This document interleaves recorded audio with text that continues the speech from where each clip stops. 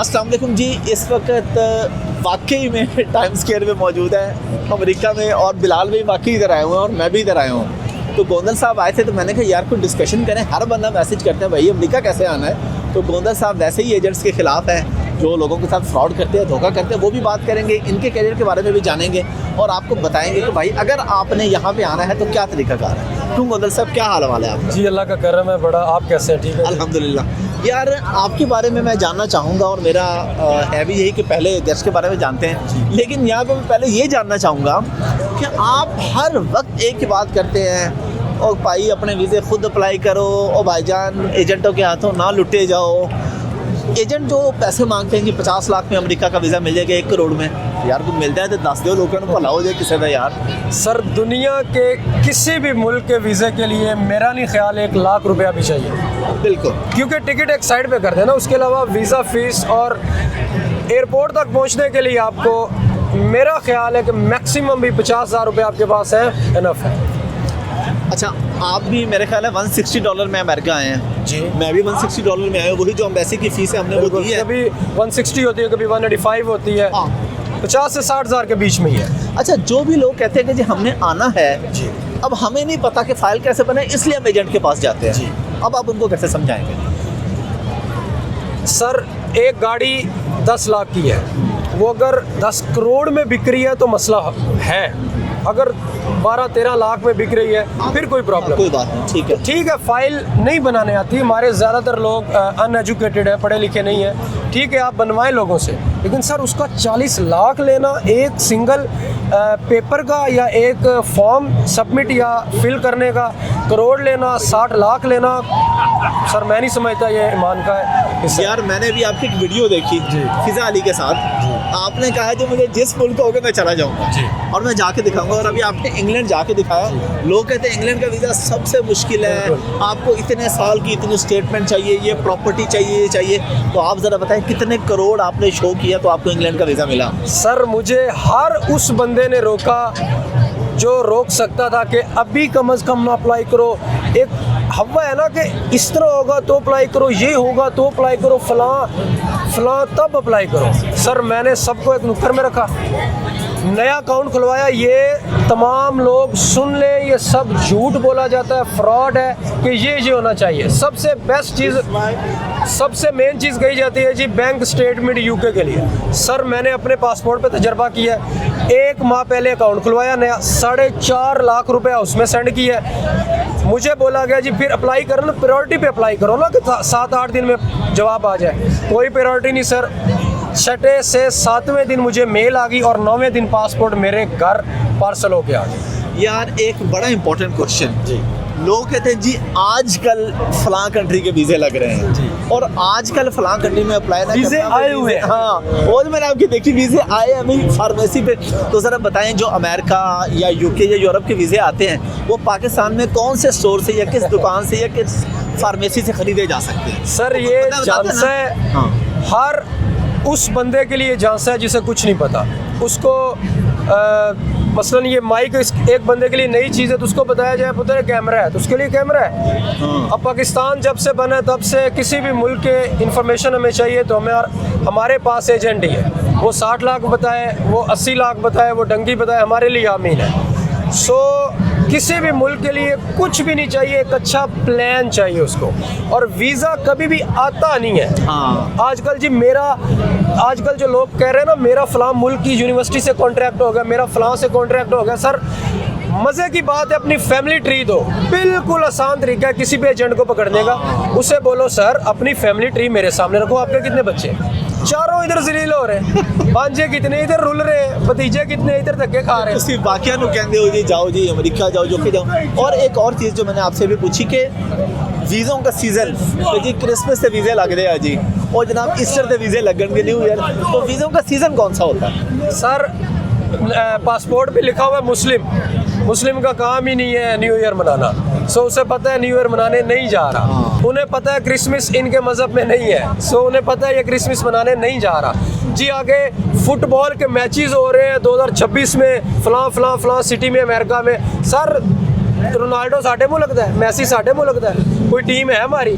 उनको पता है कि ये कोई भी मैच देखने नहीं जा रहा। पीछे हमारी हिस्ट्री के हमारे मुल्क में आज तक मैच नहीं हुआ कोई फुटबॉल का, हाँ। तो कहाँ से हमें शौक लग गया। सो कोई इस तरह का चैन चक्कर नहीं होता कि इस तरह। और एक और बड़ी इंपॉर्टेंट चीज़ कि जब आप कहते हैं जी मैं क्रिसमस से न्यू ईयर पे अमेरिका जा रहा हूँ, ठीक है, वो कहते हैं भाई पहले कितने मुल्कों में गए हो न्यू ईयर मनाने, कोई ट्रैवल हिस्ट्री आपकी होनी चाहिए ना। अच्छा, आप आम आदमी के लिए बता दें कि यार जो अप्लाई करना चाह रहा है क्या तरीका है। एक तो ठीक है आप लोगों को गाइड करते हैं, खुद कोई करना चाह रहा है क्या क्या चीज़ें कंप्लीट करेगा। हम अमेरिका की बात करें भाई ये करो, और झूठ नहीं बोलो, फेक डॉक्यूमेंट के बारे में खास तौर पर बता दें कि क्या हशर होता है। एजेंट फेक डॉक्यूमेंट ने एक लगा दिया, आपकी नस्लें में जिंदगी भर गई फारग सर जीरो।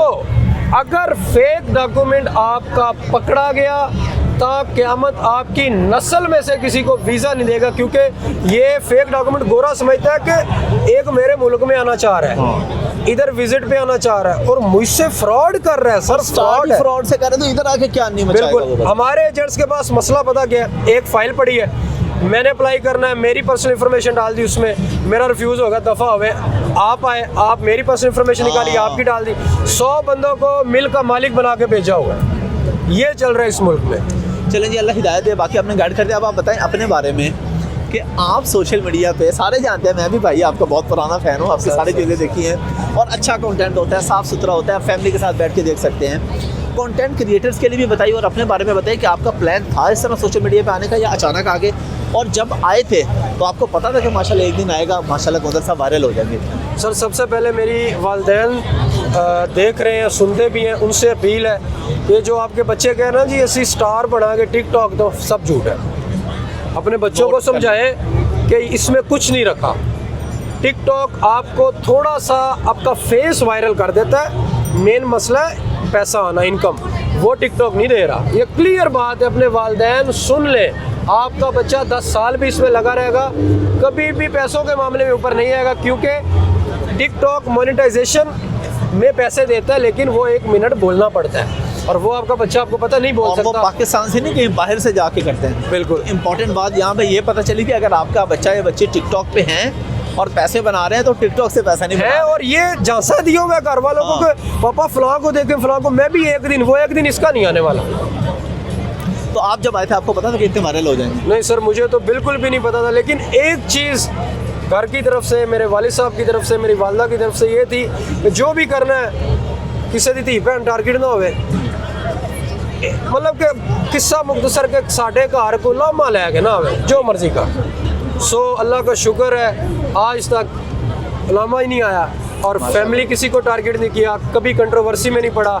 जो आप पे भी बनती होगी वीडियोस, मुझ पे भी बनती है, सर बनाते हैं, बुरा भी कहते हैं, गालियां भी देते हैं, होगा वो। हाँ, वो बेचारे व्यूज के लिए करते हैं, चलो करते रहे। किसी मशहूर मैंने तो साल हो गया छोड़ा हुआ स्क्रॉलिंग करना, मुझे तो लिंक सेंड करते तो यार की मैं करदा रहे यार, करन दो, चस ले रहा, उसका वो कंटेंट है, आपका ये कंटेंट है।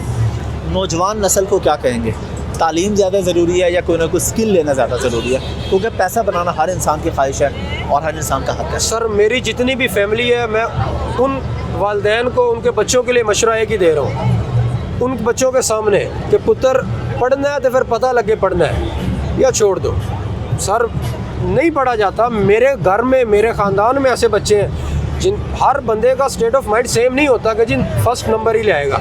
सो नहीं पढ़ रहा ना बच्चा, नहीं पढ़ा जा रहा, उसको धक्का दे रहे हैं, पढ़ना है, तू मार रहे हैं, सुबह चिड़चिड़ापन कर रहे हैं, चल तू पढ़। सर नहीं पढ़ रहा ना, छोड़ दे, साल बाद 10 साल बाद भी पढ़ा के करवाना काम ही है। सर आज से उसे काम पे लगा दें, ज़रूरी नहीं है कि उसको पढ़ाना है। मेन मसला है शऊर आना।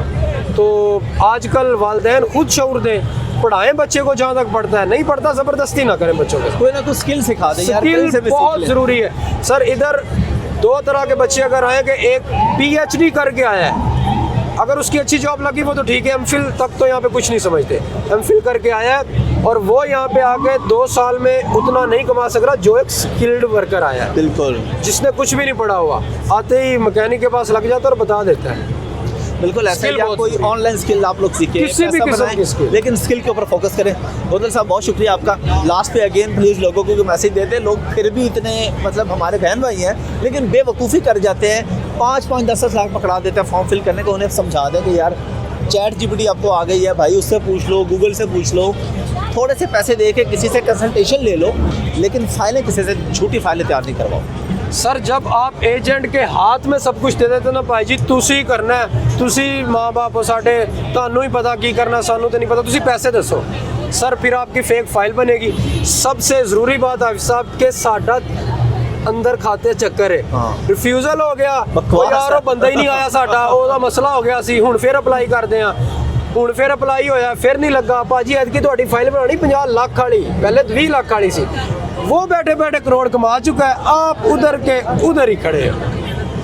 ये बात दिमाग में बिठा लें, किसी का एम्बेसी में कोई नहीं होता, नो ये झूठ है। एम्बेसीज में कोई पैसे नहीं चलते, आपकी प्रोफाइल होती है, आपका कॉन्फिडेंस होता है, आपकी तालीम होती है, आपकी ट्रैवल हिस्ट्री होती है। अब एक खाली बंदा पासपोर्ट उठा के चला जाए अमेरिका के, जब मैं अमेरिका विजिट करने जा रहा हूँ साहब, सबसे आखिरी और ज़रूरी बात कि सबसे पहले हमारा पाकिस्तानी कोशिश ही नहीं करता। हमारे पास लोग आते हैं, मैं कहता हूँ भाजी तो 6 महीने पहले, मैं कहा 6 महीने तो सोचने तो ही ला दे अप्लाई करा या ना करा। और दूसरी बात, अगर रिफ्यूज़ल आ जाता है, हमारे लोग समझते हैं ज़िंदगी ख़त्म हो गई यार, मर गए, तो सर रिफ्यूज़ल आया, वो कह रहा है कि आप हमें आपकी समझ नहीं आई, आप दोबारा कोशिश कर लें, बिल्कुल, बार बार अप्लाई करें, बार बार वीज़ा देगा अमेरिका और देगा, और पैसे वही हैं। मैं और आप कितने ऐसे लोगों को जानते हैं, हम नाम नहीं लेंगे, जिनका 2-2, 3-3, 5-5, 10 से रिफ्यूज हुआ है, चलो वीज़ा मिला उनको, सर मिला देते हैं, जब उन्होंने फाइल सही तैयार की है, बिल्कुल ऑफिसर को मुतमईन कि आपको मिलेगा। थैंक यू बिलाल भाई, बहुत शुक्रिया। और जी आप सब लोगों को न्यूयॉर्क की तरफ से भी अस्सलाम वालेकुम, टाइम्स स्क्वायर की तरफ से और हमारी तरफ से भी अस्सलाम वालेकुम, अल्लाह हाफ़िज़।